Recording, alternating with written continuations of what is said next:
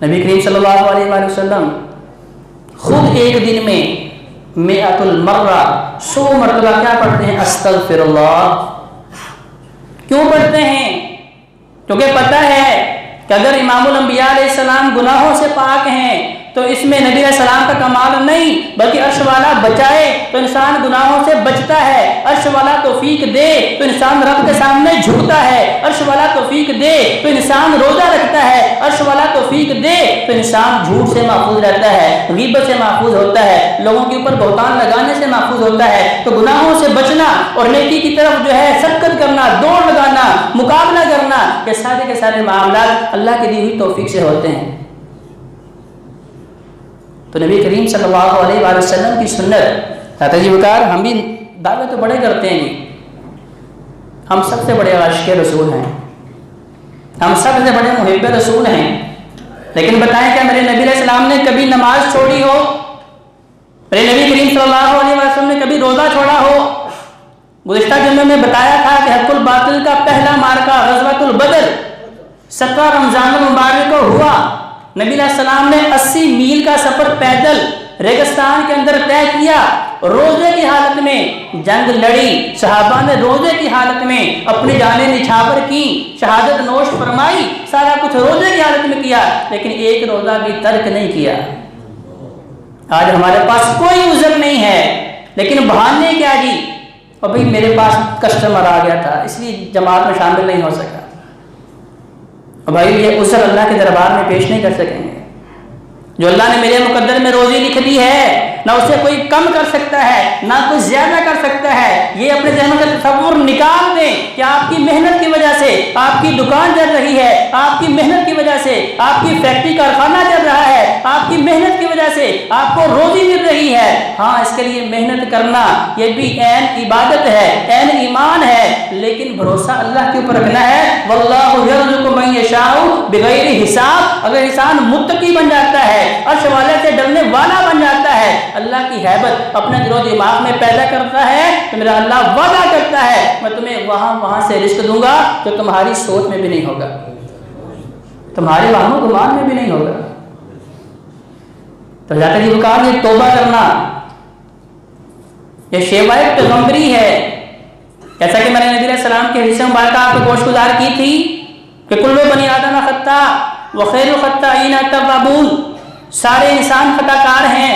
حضرت آدم علیہ السلام جہاں سے انسانیت کا آغاز ہوا، شیطان نے بہکایا، جنت سے نکلوایا، تو انہوں نے کیا کیا؟ اپنے گناہ کا اللہ کے سامنے اقرار کیا تھا۔ ربنا ظلمنا انفسنا، اللہ اگر جنت سے نکلے ہیں اللہ تیرا ظلم نہیں ہے۔ اس کا مطلب کہ اگر آج کوئی انسان جنت سے محروم ہوتا ہے اس میں عرش والے کا ظلم نہیں ہے۔ اگر کوئی انسان خود بخود جہنم میں گرنا چاہتا ہے، اس نے ارادہ کر لیا ہے کہ میں نے جہنم میں گرنا ہے، اس کا مطلب یہ ہے کہ عرش والے کا ظلم نہیں ہے۔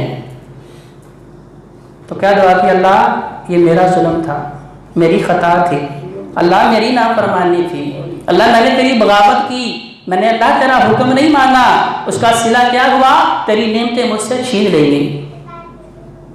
آج اگر ہمارے پاس بھی نعمتوں کا فقدان ہے تو بھائیو اپنے ماضی کی طرف نظر دوڑائیں کہ اللہ نے دی ہوئی نعمتیں مجھ سے کیوں چھینی ہیں، اللہ کی برکات اللہ کی رحمتیں مجھ سے کیوں روٹھی ہیں، میرا اللہ مجھ سے ناراض کیوں ہو گیا ہے؟ اللہ بلا وجہ ناراض نہیں ہوا، بلکہ میرے اعمال کی نحوست ہے، میرے برے اعمال ہیں، ان کی شامت ہے، ان کی نحوست ہے۔ تو آدم علیہ السلام نے اللہ کے حضور دعا کی، اللہ میں نے ظلم کیا ہے، اور اگر تو نے معاف نہ کیا لَنَكُونَنَّ مِنَ الْخَاسِرِينَ، تو اللہ کائنات میں سب سے زیادہ گھاٹے والا انسان میں ہی ہوں گا۔ حضرت یونس علیہ السلام واحد نبی ہیں جن کی قوم پہ عذاب مسلط کیا جانے والا تھا۔ 28 سال کی عمر میں اللہ نے نبوت سرفراز فرمائی، دعوت دیتے رہے لیکن لوگوں نے توحید کو نہیں مانا، اللہ کی وحدانیت کا اقرار نہیں کیا۔ بالآخر حضرت یونس علیہ السلام نے کہا کہ تمہارے اوپر عذاب آنے والا ہے، اور اللہ کے حکم کا انتظار نہیں کیا، بستی کو چھوڑ کے نکل جاتے ہیں۔ اب پوری قوم نے دیکھا کہ حضرت یونس علیہ السلام نے 3 دن کا کہا تھا کہ 3 دن کے بعد تمہارے اوپر عذاب الہی آنے والا ہے۔ اب سمندر کی جانب سے بادل اکٹھے ہو رہے ہیں، گھٹائیں اٹھ رہی ہیں، آندھیاں آ رہی ہیں، کالے بادل آ رہے ہیں۔ جب بزرگوں نے دیکھا، سیانے لوگوں نے دیکھا، انہوں نے کہا اوے وہ کدھر ہے نوجوان یونس علیہ السلام، ڈھونڈو کدھر ہے۔ پوری بستی کو چھانا، دیکھا، لیکن نبی یونس علیہ السلام نہیں ملے۔ وہ کہا بدبختو، تم نے نبی کی بات نہیں مانی، نبی کی قدر نہیں کی، لہذا اس کی بات سچی ہے، کیونکہ نبیوں کا تعلق ڈائریکٹ اللہ کے ساتھ ہوتا ہے، وحی کے ساتھ ہوتا ہے، وہ اللہ کے برائے بغیر بولتے نہیں، ان کی زبانیں حرکت میں نہیں آتی۔ اب تمہارے اوپر عذاب الہی آنے والا ہے، دیکھو اس کے اسباب پیدا ہو چکے ہیں، لہذا اگر بچنا چاہتے ہو تو سارے کے سارے کھلے میدان میں نکلو، اللہ سے معافی مانگو، توبہ کرو، تو ممکن ہے کہ اللہ تمہارے اوپر آنے والے عذاب کو ٹال دے۔ اب عذاب الہی کے تانے بانے بنے جا چکے ہیں، اسباب لوگوں نے اپنی نگاہوں سے دیکھ لیے ہیں، لیکن جب انسان عذاب آنے سے پہلے پہلے اللہ کے سامنے جھک جاتا ہے، اللہ کو پکار لیتا ہے، اللہ کے سامنے گریہ زاری کر لیتا ہے، سچے دل سے ندامت کے آنسو بہا لیتا ہے، تو وہ عذاب جس کا اللہ فیصلہ کر چکے ہیں، اللہ تبارک و تعالیٰ نے اس عذاب کو ٹال دیا، عذاب نہیں بھیجا۔ اللہ نے قرآن میں اس کا جو ہے ذکر کیا ہے کہ یہ واحد قوم تھی جو اجتماعی طور پہ سارے مل کے، چھوٹے بڑے نوجوان مرد و خواتین، سب نے مل کے اللہ کے سامنے توبہ کی، تو اللہ کو توبہ کرنا اتنا پسند آتا ہے کہ اللہ کا وعدہ ہے کہ میں تمہاری ساری خطاؤں کو معاف کر دوں گا۔ تو ذات ذوالجلال یہی حکم اللہ ہمیں بھی دے رہا ہے کہ وَتُوبُوا إِلَى اللَّهِ جَمِيعًا أَيُّهَا الْمُؤْمِنُونَ لَعَلَّكُمْ تُفْلِحُونَ، کہ لوگوں کامیابی چاہتے ہو، اگر کامیابی چاہتے ہو، لعلکم تفلحون، اگر کامرانی چاہتے ہو، اگر وباؤں سے محفوظ رہنا چاہتے ہو، اگر بیماریوں سے بچنا چاہتے ہو، اگر رزق میں برکت چاہتے ہو، مال کی فراوانی چاہتے ہو، اولاد چاہتے ہو، تو پھر کیا کرنا ہوگا؟ سارے کے سارے مل کے اجتماعی طور پہ اللہ کے سامنے رونے والے بن جائیں، اللہ سے معافی مانگنے والے بن جائیں، اللہ کے سامنے توبہ کرنے والے بن جائیں، تو اللہ کا وعدہ ہے میں تمہیں کامیاب و کامران کر دوں گا۔ اللہ تعالیٰ کا ہم نے بھی اپنے دلوں میں اللہ کا خوف پیدا کرنا ہے، اللہ کا ڈر پیدا کرنا ہے۔ کہیں شیطان ہمارے ذہنوں میں ایک خیال بھی پیدا کرتا ہے، کبھی مجھ ایسا گناہ گار جس نے ساری زندگی اللہ کو پکارا ہی نہیں، ساری زندگی کبھی میں نے مسجد کا دروازہ جو ہے وہ پار کیا ہی نہیں، کبھی میں نے اللہ کی یاد میں اپنا وقت بتایا ہی نہیں، ساری زندگی تو میری گناہوں میں گزری ہے، اللہ کی نافرمانی میں گزری، اللہ میری کیسے سنے گا؟ تو بھائیو سنیں، حضرت موسیٰ علیہ السلام کی قوم، اللہ تبارک و تعالیٰ نے رحمت کی بارش کو بند کر دیا اور یہ اعلان کیا، لوگ جا کے کہہ رہے ہیں کہ موسیٰ آپ کلیم اللہ ہیں، اللہ سے ہم کلام ہوتے ہیں، اللہ سے باتیں کرتے ہیں، اللہ کے لاڈلے پیغمبر ہیں، اللہ سے التجا کیوں نہیں کرتے؟ اللہ باران رحمت کو نازل کر دے، اللہ رحمت کی برکھا کو بہا دے۔ حضرت موسیٰ ہم کلام ہوئے، کہا ٹھیک ہے ہم برسا دیتے ہیں، پہلے آپ اعلان کریں، آپ کی ساری قوم ایک کھلے میدان میں جمع ہو، ایک فرد و بچہ بھی پیچھے بستی میں رہنا نہیں چاہیے۔ اعلان کیا۔ اب چونکہ پانی انسان کی بنیادی ضرورت ہے، اور جب قحط سالی ہوتی ہے اور زمین خشک کر دی جاتی ہے، انسان مرنا شروع کر دیتے ہیں، زمین غلہ اگانا چھوڑ دیتی ہے، سارے حشرات، پرندے درندے سارے جو ہے تباہ و بربادی کی طرف جا رہے ہوتے ہیں، تو کہا ٹھیک ہے کھلے میدان میں جمع ہو جاتے ہیں۔ اب جمع ہوئے، لیکن دیکھا کہ ابھی تک نہ بادل ہیں، نہ ہوائیں ہیں، نہ آسان ہیں، کرنا کیا ہے؟ کہا موسیٰ پھر اللہ سے ہم کلام ہوں، اللہ کو پھر پکارا، کہا اللہ قوم تو آ گئی ہے، اب اس سے آگے کیا کرنا ہے؟ اللہ تبارک و تعالیٰ نے کیا بتایا؟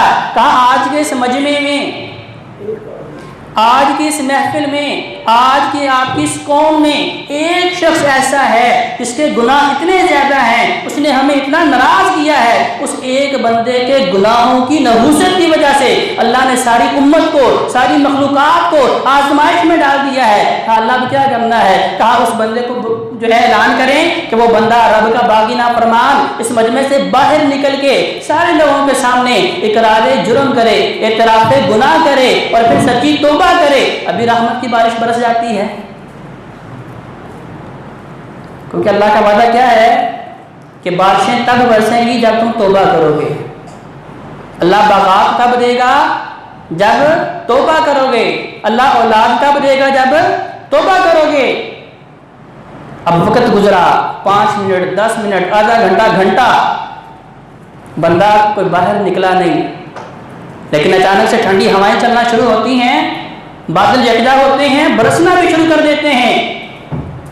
لوگوں نے کہا موسیٰ تیرا اللہ تو سچ بولنے والا ہے، لا یخلف اللہ المیعاد، وہ تو وعدے کرتا ہے تو پورے کرتا ہے۔ اس نے تو اعلان کیا تھا وہ باغی نکلے، نافرمان نکلے، اللہ کو ناراض کرنے والا سب کے سامنے آج اپنے گناہوں پر اقرار کرے گا تو رحمت کی بارش برسے گی۔ لیکن آج لوگوں نے نہیں دیکھا کہ رب کا وہ باغی نافرمان نکلا ہو۔ اللہ سے پوچھو یہ کیا معاملہ ہے؟ موسیٰ علیہ السلام پھر اللہ سے ہم کلام ہوتے ہیں، کہا یا اللہ آج تیرا اصول بدل گیا ہے، تیرا دستور بدل گیا ہے، تیرا قانون بدلا ہے۔ اللہ نے فرمایا نہیں موسیٰ کچھ بھی نہیں ہوا، میں اپنے وعدے کا بھی سچا ہوں، اپنی زبان کا بھی سچا ہوں۔ میں نے کیا کہا تھا؟ اعتراف جرم کرے، میرے خوف کی وجہ سے، میرے ڈر کی وجہ سے، میری پکڑ کی وجہ سے اس کی آنکھوں سے آنسو بہنے چاہیے، اس کے اوپر لرزہ طاری ہونا چاہیے، اس کے رونگٹے کھڑے ہونے چاہیے، اس کے اندر ندامت شرمندگی پیدا ہونی چاہیے۔ لہذا وہ سارے کام ہم نے دیکھ لیے، لوگوں نے دیکھے یہ نہیں دیکھے، لہذا ہمارا وعدہ پورا ہوا۔ اس گناہگار نے، ہمارے نافرمان نے، ہمارے دشمن نے وہیں پہ اپنے سر کو جھکایا کہ اللہ آج تک تو نے میری عزت لوگوں کے سامنے جو ہے نہیں اچھالی۔ آج تک لوگوں کو نہیں پتا اللہ میں نافرمان ہوں، اللہ آج تک لوگوں کو نہیں پتا کہ میں گناہگار ہوں، لیکن اللہ اگر آج میں باہر نکلتا ہوں لوگوں کے سامنے اعتراف جرم کر لیتا ہوں، اللہ تو معاف کر دے گا، لیکن یہ لوگ مجھے معاف نہیں کریں گے۔ اللہ جب معاف تجھے کرنا ہے تو میری التجا تیرے تک آ رہی ہے، میری پکار تیرے تک آ رہی ہے، تجھے پتہ ہے کہ اللہ میں تجھ سے آج وعدہ کرتا ہوں کہ آج کے بعد کوئی گناہ نہیں کروں گا، تو اللہ تبارک و تعالیٰ نے اسی وقت رحمت کی بارش برسا دی۔ موسیٰ علیہ السلام نے کہا اللہ اچھا مجھے اس بندے کا نام ہی بتا دیجئے۔ تو اللہ تبارک و تعالیٰ جو 70 ماہوں سے زیادہ اپنے بندے سے پیار کرنے والے ہیں، وہ اللہ جو یہ اعلان کر رہے ہیں کہ یا عبادی الذین اسرفوا علی انفسہم لا تقنطوا من رحمت اللہ، تم نے جتنے مرضی گناہ کیے ہوں، اگرچہ تمہارے گناہوں سے سارا آسمان بھرا پڑا ہو، تمہارے گناہوں سے ساری زمین بھری پڑی ہو، لیکن اگر تم سچے دل سے ایک مرتبہ میرے سامنے معافی مانگو گے، توبہ مانگو گے، تمہاری آنکھ سے ایک آنسو بہے گا، میں تمہاری ساری خطاؤں کو معاف کر دوں گا۔ کہا موسیٰ جب وہ گناہگار تھا تو ہم نے نام نہیں بتایا، اب تو ہمارا دوست بن چکا ہے۔ ذات جی وقار ہم نے کب اللہ کا دوست بننا ہے؟ ہم نے کب بغاوتوں کی زندگی چھوڑنی ہے؟ ہم نے کب اللہ کی نافرمانی کا راستہ ترک کرنا ہے؟ ہم نے کب جہنم کے راستے سے اپنے آپ کو محفوظ کرنا ہے؟ ذات جی وقار یہ جہنم کے راستے پہ چلنا ہی ہے کہ نبی کریم صلی اللہ علیہ وسلم فرما رہے ہیں کہ میری ساری کی ساری امت جنت میں جائے گی الا من ابا، سوائے اس بدبخت آدمی کے تو جنت میں جانے سے خود انکار کر دے۔ صحابہ بڑے حیران پریشان ہوئے، کان کھڑے کیے، رونگٹے کھڑے ہو گئے، کہا یا رسول اللہ کون بدنصیب آدمی ہے تو جنت میں جانے سے انکار کرے؟ دیکھیں ہم نے ہجرت کی جنت کے لیے، آپ کے ساتھ غزوات لڑے جنت کے لیے، صحابہ نے جانیں نچھاور کی، شہادتیں قبول کی، مال اللہ کی راہ میں قربان کیا، تن من دھن کی قربانیاں لگائیں صرف جنت کے لیے۔ رسول اللہ کون سا ایسا بدبخت آدمی ہے تو جنت میں جانے سے انکار کرے گا؟ نبی صلی اللہ علیہ وسلم نے فرمایا من آتانی دخل الجنہ ومن عصانی فقد ابا، جس نے میری اتباع کی ہے، جس نے میرے رستے کو اپنایا ہے، جس نے میری سنت کو اختیار کر لیا ہے، گویا کہ وہ جنت میں جانا چاہتا ہے، اور جس نے میرے رستے کو اختیار نہیں کیا اس کا مطلب کہ وہ جنت میں جانے سے انکار کر رہا ہے۔